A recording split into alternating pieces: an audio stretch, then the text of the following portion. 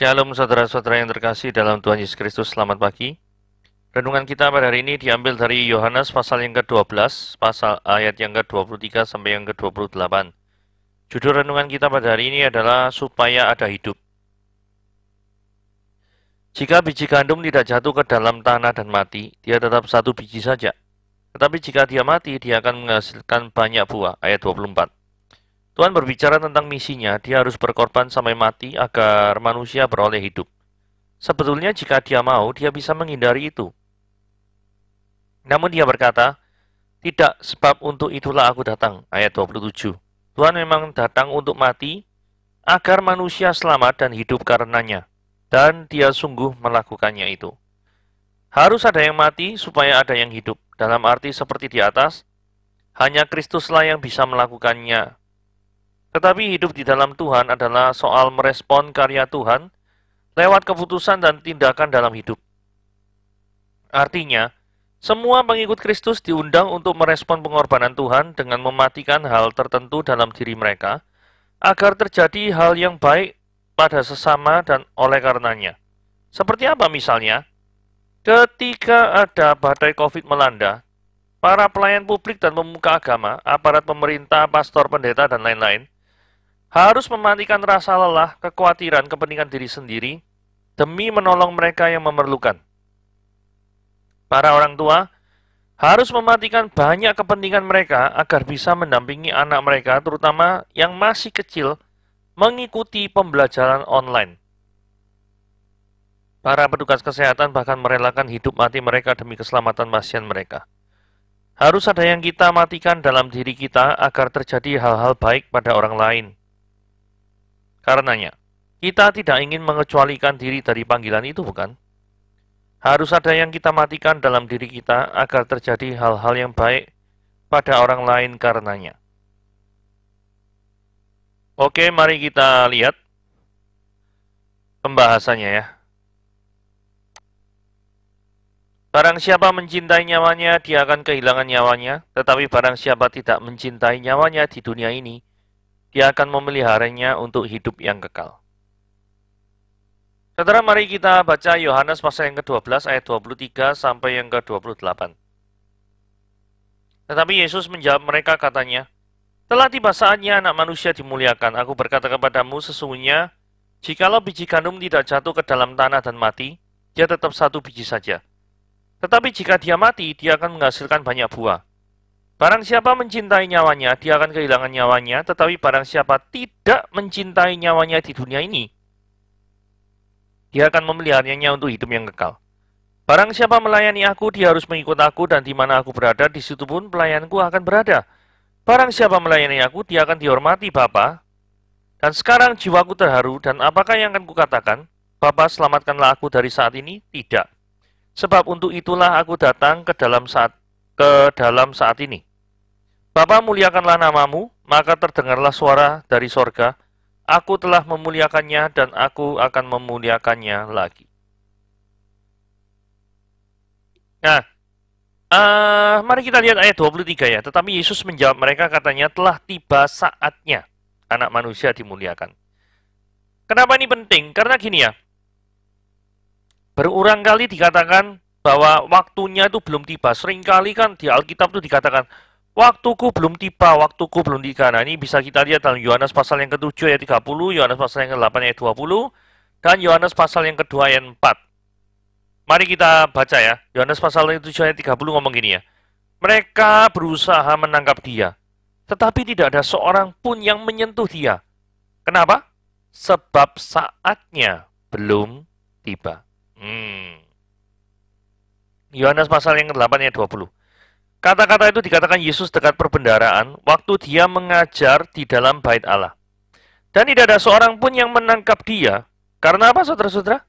Karena saatnya belum tiba. Nah, dua kali ya diulangi ya. Saatnya belum tiba. Nah, dalam Yohanes pasal yang kedua, di awal pelayanan Yesus Kristus di Kana, ketika mengubah air menjadi anggur, kata Yesus kepadanya, kepada Maria, mau apakah engkau daripadaku, ibu? Saatku belum tiba. Nah, saat apa yang belum tiba? Saat ketika Yesus tuh menyatakan kemuliaannya. Itu belum tiba. Karena di ayat 23 dikatakan, sekarang telah tiba saatnya anak manusia dimuliakan. Jadi pada waktu Yohanes 7 ayat 30 ngomong saatnya belum tiba. Yohanes 8:20 mengatakan karena saatnya belum tiba. Itu adalah saat kemuliaan dinyatakan itu belum tiba. Terus apa hubungannya tindakan menangkap Yesus dengan penyataan kemuliaannya? Karena gini ya, kapankah Yesus dimuliakan? Ketika dia mengorbankan dirinya di kayu salib. Dan tanpa penangkapan daripada prajurit Romawi, bagaimanakah mungkin Yesus disalib? Pasti kan harus ada penangkapan. Itulah sebabnya kenapa di Yohanes 7 ayat 30 mereka berusaha menangkap karena tetapi belum tiba saatnya, maka mereka tidak berhasil menangkap. Yohanes 8:30 juga gitu. Ngajar bait Allah, orang mau menangkap, tapi nggak bisa, karena memang saatnya belum tiba. Nah, kalau Yohanes pasal yang kedua ayat 4 ini agak beda. Maria pengen Yesus itu menyatakan kemuliaannya. Supaya apa? Karena selama ini itu Maria juga menanggung beban. Kenapa beban? Karena Maria kan hamil tanpa ayah. Sebelum menikah, tanpa suami. Sebelum menikah, dia kan sudah hamil. Dan pasti ada pergunjingan, banyak orang akan mengatakan dia hamil di luar nikah, dan lain sebagainya. Nah, tapi kalau Yesus memang menyatakan kemuliaannya, maka orang-orang akan menjadi percaya bahwa apa yang dikatakan Maria itu adalah benar. Sehingga beban yang ditanggung oleh Maria itu pasti akan jauh berkurang dan orang akan menjadi percaya kepada apa yang dikatakan oleh Maria. Tetapi Yesus ngomong, saat untuk penyataan kemuliaan itu memang belum tiba. Gitu loh ya. Jadi itulah penjelasan ketika Yesus mau disalib ini, maka barulah saatnya tiba. Jadi ingat, kemuliaan ini erat kaitannya dengan penyaliban Kristus. Nah, ayat 24. Aku berkata kepadamu, sesungguhnya jikalau biji gandum tidak jatuh ke dalam tanah dan mati, dia tetap satu biji saja, tapi jika dia mati, dia akan menghasilkan banyak buah. Jadi ayat 24 ini sebetulnya menunjuk pada diri Kristus sendiri. Kristus itu harus mati, supaya bisa menghasilkan banyak buah, maksudnya orang yang diselamatkan. Ini menunjukkan bahwa kematian Yesus merupakan satu-satunya jalan yang harus dilalui, di mana Yesus itu bisa menyelamatkan manusia. Karena tanpa pengorbanan Kristus di kayu salib, maka manusia akan tetap berada di dalam dosanya. Jadi bagi Anda yang mengaku diri Kristen, tapi masih percaya bahwa di luar Kristus ada keselamatan, maka cepatlah bertobat. Saudara, kalau mengetahui bahwa apakah ada ayatnya di dalam Alkitab hanya melalui Yesus? Yohanes pasal yang ke-14 ayat 6. Akulah jalan kebenaran dan hidup. Tidak ada seorang pun yang datang kepada Bapa. Perhatikan baik-baik ya. Tidak ada seorang pun yang datang kepada Bapa kalau tidak melalui aku. Betul ya? Kemudian Kisah Para Rasul pasal yang ke-4 ayat 12. Sebab di bawah kolong langit ini tidak ada nama yang olehnya bisa diselamatkan, kecuali nama yang telah diberikan olehnya, yaitu nama di dalam Kristus Yesus. Terus 1 Yohanes pasal yang ke-5 ayat 11-12. Barang siapa yang ada di dalam anak, dia memiliki hidup kekal. Tapi barang siapa yang di luar anak, tidak memiliki hidup kekal. Jadi sesungguhnya, jalan kepada Kristus, keunikan melalui Kristus, itu adalah suatu hal yang sangat-sangat penting di dalam kaitannya dengan keselamatan umat manusia. Jadi jikalau Anda tetap berada di luar Kristus, maka Anda tidak akan bisa diselamatkan. Ayat 24 ini juga bisa diberlakukan untuk orang Kristen. Dan John Calvin, seorang penafsir ini ya, orang reform, memberikan komentar sebagai berikut ya. Pada saat mereka, orang Kristen itu ditekan dengan keras oleh kesukaran-kesukaran dari berbagai kondisi mereka. Pada saat mereka itu menderita kelaparan, atau ketelanjangan, atau penyakit. Pada saat mereka diserang oleh celaan. Pada saat kelihatannya setiap saat mereka diliputi oleh kematian. Biarlah mereka, orang Kristen ya, terus-menerus mengingat bahwa ini itu penderitaan semuanya itu ya, adalah suatu penaburan yang pada saatnya akan menghasilkan buah. Maksudnya penderitaan, bahkan mungkin kematian, itu bisa juga dialami oleh para pengikut Kristus. Karena kita sedang membahas ayat 24 ya, sesungguhnya jikalau biji gandum tidak jatuh ke tanah dan mati, dia tetap satu biji saja. Nah, supaya dia itu dapat bertumbuh, maka dia itu harus mati. Saudara, terkadang iman, pembuktian daripada iman, itu ada harga yang harus dibayar, yaitu nyawa. Nanti kalau bicara nyawa, nanti ada ayat berikutnya ya, yaitu ayat 25 yang sedang kita baca ini ya. Barang siapa mencintai nyawanya, dia akan kehilangan nyawanya, tetapi barang siapa tidak mencintai nyawanya, dia akan memeliharanya untuk hidup yang kekal. Hukum dalam ayat 25 ini diucapkan Yesus berulang-ulang ya. Markus 8:35, Matius 16:25, Lukas 9:24, Matius 10:39, dan Lukas 17 ayat 33. Ini menunjukkan bahwa betapa pentingnya hukum ini. Mencintai nyawanya itu terjadi karena dua hal. Orang-orang bertanya, loh kok bisa mencintai nyawanya, kehilangan nyawanya? Nah ini karena dua hal. Kedua hal itu apa? Satu, egoisme.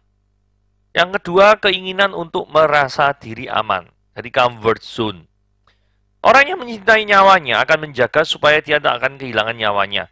Tetapi hukum ini mengatakan bahwa kalau dia melakukan hal itu, dia justru akan kehilangan nyawanya. Aneh kan? Justru jaga malah kehilangan. Nah, yang dimaksud di sini adalah dia itu lebih mementingkan keinginan diri sendiri daripada kepentingan kerajaan sorga. Nah, orang yang seperti itu akan kehilangan nyawanya dalam arti tidak akan mendapatkan hidup kekal. Kata Yunani yang diterjemahkan kehilangan, itu juga bisa diterjemahkan sebagai menghancurkan. Jadi bisa dikatakan bahwa orang yang mencintai nyawanya sendiri justru sedang menghancurkan diri sendiri. Ini suatu ironi yang sangat hebat ya. Saudara, berikutnya ya. Tetapi barang siapa tidak mencintai nyawanya sendiri di dunia ini, artinya dia tidak mementingkan diri sendiri, dia bahkan akan memeliharanya untuk hidup yang kekal. Kata Yunani yang diterjemahkan tidak mencintai, terjemahan hurufiahnya adalah membenci. Tentu ini tidak berarti bahwa kita betul-betul tuh harus membenci diri kita sendiri ya. Karena ini akan bertentangan dengan Matius pasal yang 22 ayat 39. Artinya adalah bahwa kita harus rela menderita dan mati jika hal itu berguna bagi kerajaan Tuhan. Kalau saya sendiri mengaitkan ayat 25 ini dengan peristiwa di Taman Getsemani. Kok bisa? Gini. Di Getsemani, Yesus berdoa, jikalau sekiranya mungkin, dia cawan ini lalu daripadaku. Artinya dia tidak ingin berpisah dengan Bapa. Yesus tidak ingin mati atau terpisah dengan Bapa. Ya, berarti kan karena tidak ingin mati, berarti kan mencintai nyawanya, betul ya? Tetapi Yesus justru lebih taat kepada kehendak Bapa dengan cara rela mati di kayu salib, dengan menanggung cawan penderitaan itu. Artinya apa? Yesus kalau dalam bahasanya Yohanes ini tidak mencintai nyawanya sendiri. Nah, ketika Yesus tidak mencintai nyawanya sendiri, bahkan mengorbankan nyawanya, iya toh? Justru dia pada hari yang ketiga akan mendapatkan kebangkitan yang menunjukkan bahwa dia adalah Allah yang sejati. Nah, kurang lebih penjelasannya seperti itu ya. Nah, mari kita lanjutkan ayat 26. Barang siapa melayani aku, dia harus mengikut aku, dan di mana aku berada, di situ pun pelayananku berada. Barang siapa melayani aku, dia akan dihormati oleh Bapa. Jadi kalau ditanya bagaimanakah supaya kita bisa dihormati oleh Bapa? Pelayanan. Orang yang melayani Kristus harus mengikut Kristus. Bandingkan Matius pasal 4 ayat 19. Jangan pernah orang yang melayani Kristus, tapi dirinya tidak pernah ikut Kristus. Repot ya. Karena itu sekalipun semua orang Kristen seharusnya mau rajin belajar firman Tuhan, berdoa dan menaati firman Tuhan, tetapi untuk orang yang melayani Tuhan, seperti pendeta, penginjil, majelis, pengurus komisi, guru sekolah minggu, hal ini yaitu belajar firman Tuhan, mentaati Tuhan, itu harus lebih ditekankan lagi daripada kaum awam. Jadi sekalipun ikut Kristus itu mencakup banyak hal, di dalam konteks ini sepertinya lebih ditekankan pada kerelaan untuk menderita. Karena ikut Kristus itu banyak aspek. Yaitu dia harus cinta firman Tuhan, berdoa, mentaati Tuhan, dan lain sebagainya. Tetapi dalam konteks ayat ke-26, ini adalah yang paling ditekankan adalah kerelaan untuk ikut menderita karena kebenaran. Pelayan Tuhan yang mau mengikut Kristus, khususnya dalam penderitaan, akan dihormati oleh Bapa. Saudara, Anda ingin dihormati oleh Tuhan? Layanilah Tuhan dengan sepenuh hati.